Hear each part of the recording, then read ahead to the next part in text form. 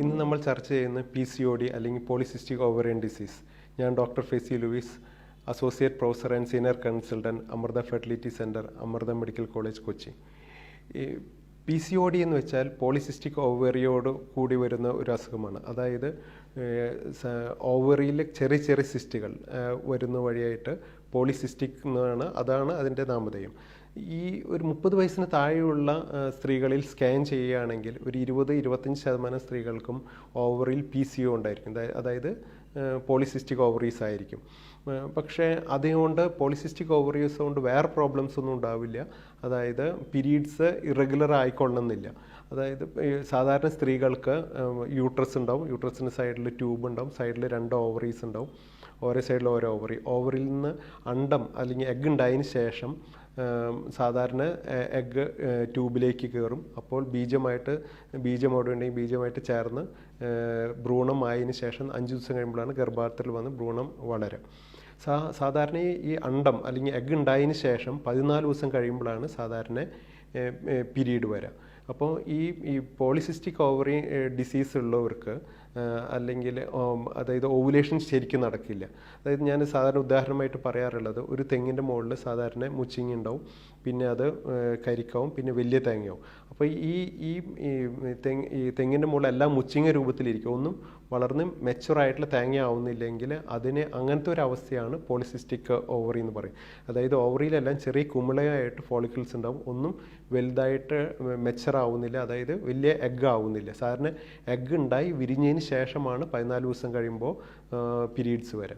അപ്പോൾ പോളിസിസ്റ്റിക് ഓവറിയുള്ള എല്ലാവർക്കും ഈ ഓവുലേഷൻ പ്രോബ്ലം ഉണ്ടായിക്കൊള്ളണമെന്നില്ല. ഞാൻ പറഞ്ഞില്ല, നേരത്തെ പറഞ്ഞ അത്രയധികം ആൾക്കാർക്കും ഓവുലേഷൻ പ്രോബ്ലം ഉണ്ടാവില്ല. പക്ഷേ അതിൽ ചെറിയൊരു ശതമാനം ആൾക്കാർക്ക് ഓവുലേഷൻ പ്രോബ്ലം വരുമ്പോഴാണ് പീരീഡ്സ് ഇറഗുലർ ആവുന്നത്. അപ്പോൾ ഇതുകൊണ്ട് എന്താണ് പ്രോബ്ലം? അതായത് ഒന്ന്, ഓവുലേഷൻ നടക്കില്ല, അപ്പോൾ വിവാഹശേഷം ഗർഭം ധരിക്കാനുള്ള സാധ്യതകൾ കുറയും. പിന്നെ ചിലവർക്ക് അമിതമായിട്ടുള്ള രോമ വളർച്ച വരും, ഹിർസൂട്ടിസ് എന്ന് പറയും, അതൊരു പ്രോബ്ലമായിട്ട് വരാം. ചിലവർക്ക് എക്കോന്തോസിസ് എന്ന് പറയും, അതായത് കഴുത്തിലൊക്കെ കറുത്ത കളറായിട്ട് വരാം.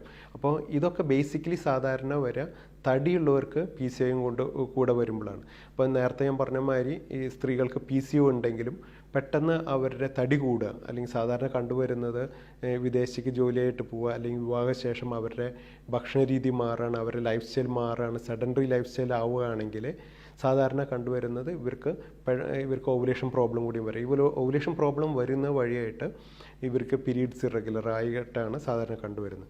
അപ്പോൾ ഒബീസിറ്റി, തടിയുള്ളവർക്ക് PCOD വരെ, അതായത് ഓവുലേഷൻ പ്രോബ്ലം വരെയാണ്. അത് അമിതമായ രോമ വളർച്ച, ഹിർസൂട്ടിസിൻ്റെ ലക്ഷണങ്ങളുണ്ടെങ്കിൽ ഡെഫിനറ്റ്ലി ലൈഫ് സ്റ്റൈൽ മോഡിഫിക്കേഷനാണ് ഫസ്റ്റ് ലൈൻ ആയിട്ടുള്ള ട്രീറ്റ്മെൻറ്റ്. അതായത് ബേസിക്കലി പോളിസിസ്റ്റിക് ഓവറിയൻ ഡിസീസ് എന്ന് പറയുന്നത് ഒരു ലൈഫ് സ്റ്റൈൽ ഡിസീസാണ്. അപ്പോൾ അവരുടെ ലൈഫ് സ്റ്റൈൽ മോഡിഫൈ ചെയ്യണം. എസ്പെഷ്യലി ഞാൻ പറഞ്ഞില്ലേ, തടിയുള്ളവരാണെങ്കിൽ അവരുടെ ജീവിത സ്റ്റൈൽ മാറണം, തടി കുറയ്ക്കണം, കുറച്ചും കൂടി എക്സസൈസ് ഒക്കെ അവരുടെ ജീവിതശൈലിയിൽ കൊണ്ടുവരണം.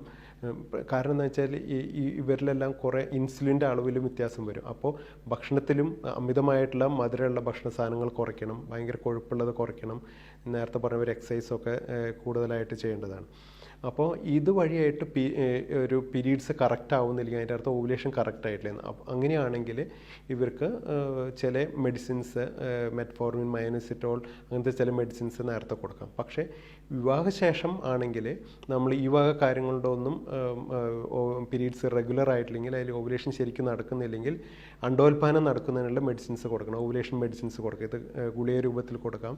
ഗുളിക കൊണ്ട് എഫക്റ്റീവ് ആയിട്ടില്ലെങ്കിൽ അതിൻ്റെ കൂടെ ചില ഇഞ്ചക്ഷനുകളും കൊടുക്കാം. എന്നിട്ടും ബലിച്ചില്ലെങ്കിൽ നമ്മൾ ലാപ്രോസ്കോപ്പി ചെയ്ത് ഈ ഓവറിയിലെല്ലാം ഈ പോളിസിസ്റ്റിക് ഓവറി എന്ന് വെച്ചാൽ ഓവറിയെല്ലാം കുറച്ച് വലിപ്പം കൂടുതലുണ്ടായിരിക്കും, അത് നമുക്ക് ഡ്രില്ല് ചെയ്യാമെന്ന് പറയും, പൊട്ടിച്ച് കൊടുക്കാം. എന്നിട്ടും സാധിച്ചില്ലെങ്കിൽ മാത്രമാണ്, ഗർഭം ധരിച്ചില്ലെങ്കിൽ മാത്രമേ ടെസ്റ്റ് ട്യൂബ് ചികിത്സ PCOD ഉള്ളവർക്ക് ചെയ്യേണ്ടതായിട്ടുള്ളൂ.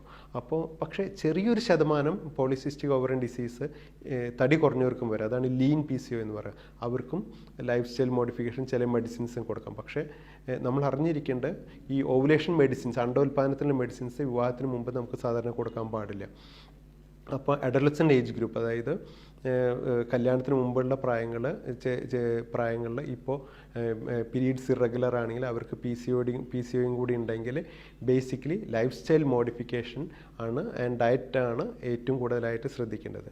പക്ഷേ നമ്മൾ പലപ്പോഴും നമ്മൾ കണ്ടിട്ടുള്ളത് ഈ സ്കൂളുകളിലും കോളേജുകളിലും പോയിട്ട് PCOൻ്റെ അവെയർനെസ് ബേസിക്കലി ഇപ്പോൾ അതിന് ഇൻസിഡൻസ് കൂടുതൽ നേരത്തെ പറഞ്ഞ മാതിരി ലൈഫ് സ്റ്റൈൽ ചേഞ്ചസും ജങ്ക് ഫുഡ്സൊക്കെ കൂടുതലെടുക്കുക വഴിയായിട്ടാണ് ഈ PCOയുടെ ഇൻസിഡൻസ് സാധനത്തിനൊക്കെ കൂടുതലായിട്ട് വരുന്നത്. അപ്പം അങ്ങനെയുള്ളവർക്ക് നമ്മൾ ഇത് അവെയർനെസ് കൊടുക്കുമ്പോൾ പലപ്പോഴും ഭയങ്കരമായ ഒരു അസുഖമുണ്ടോ വിചാരിച്ച് പലരും ഡിപ്രഷനിലേക്ക് പോകാൻ അവരെ പഠിത്തത്തിനൊക്കെ അഫക്റ്റ് ചെയ്യുന്നതായിട്ട് കണ്ടിട്ടുണ്ട്. അപ്പോൾ ഇത് മനസ്സിലാക്കേണ്ടത് ഇതൊരു ലൈഫ് സ്റ്റൈൽ ഡിസീസ് മാത്രമാണ്, ഇതൊരു മാരകമായ ഡിസീസ് അല്ല. അപ്പോൾ നമ്മൾ ലൈഫ് സ്റ്റൈലാണ് ചെയ്യേണ്ടത്. പ്രത്യേകിച്ച് ഒബീസിറ്റി ഉള്ളവർക്ക് അവരുടെ തടി കുറയ്ക്കുന്നതിനും എക്സസൈസുകളൊക്കെ കൂട്ടാണ് ബേസിക്കലായിട്ട് ചെയ്യേണ്ടത്. അപ്പോൾ PCOD ഉണ്ടെങ്കിൽ വിവാഹത്തിന് മുമ്പാണെങ്കിൽ ലൈഫ് സ്റ്റൈൽ മോഡിഫിക്കേഷനും അതുകൊണ്ടും ബലിച്ചില്ലെങ്കിൽ ചെറിയ മെഡിസിൻസും, വിവാഹശേഷമാണെങ്കിൽ ഇതാണ് ഫസ്റ്റ് ലൈൻ തടിയുള്ളവർക്ക് ലൈഫ് സ്റ്റൈൽ മോഡിഫിക്കേഷൻ. എന്നിട്ടും ഓവുലേഷൻ ആയില്ല, ഗർഭം ധരിച്ചിട്ടില്ലെങ്കിൽ അവർക്ക് ഗർഭധാരണത്തിലുള്ള നേരത്തെ പറഞ്ഞ മെഡിസിൻസ് എല്ലാം കൊടുക്കാം. അപ്പോൾ thank you for patient hearing.